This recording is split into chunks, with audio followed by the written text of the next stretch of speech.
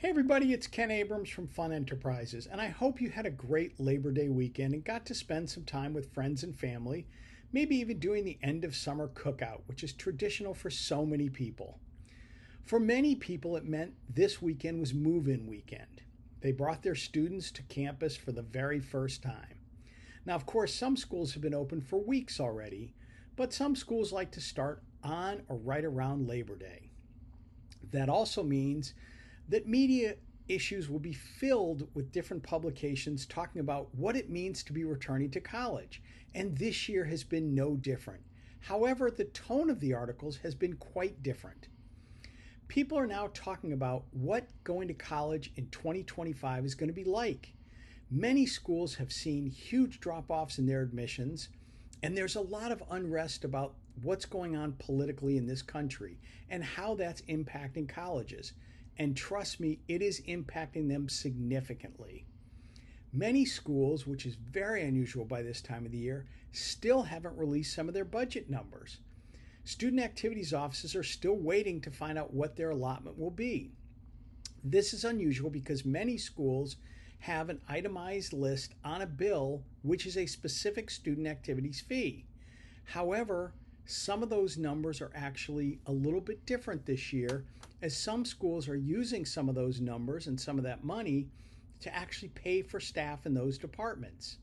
A lot of schools are in a financial quandary right now. As you've read or heard, the federal government is holding back money from a number of institutions.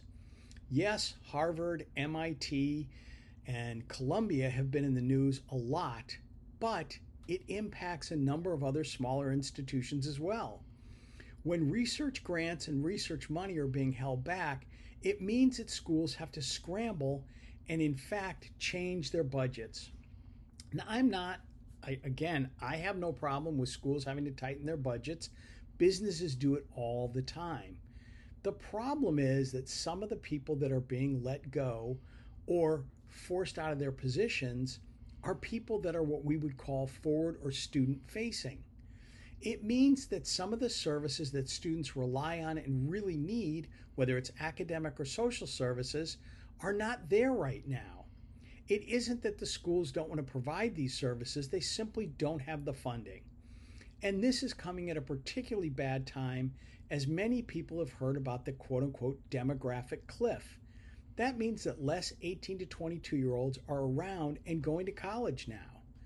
Some of those numbers have also been impacted because some people feel that a 4-year college education, which at some institutions will cost over $250,000, is simply not worth it in the grand scheme of things.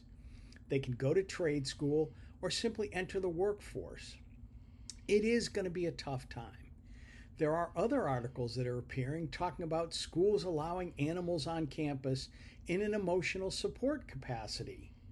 Now, honestly, I think some of those articles are a little bit outdated. Schools started doing this several years ago, especially around COVID. And in fact, some schools have adjusted their policies to restrict animals from coming to campus. They found that it was disruptive in some of the residence halls, and some people, in fact, just didn't clean up after their animals. But there are schools that are now making it easier for students to bring their animals to campus. Now, again, some of them restrict them to specific residence halls or specific areas on campus. It is interesting and it's going to be fascinating to watch. Hope you all have a great week, and I'll see you next week.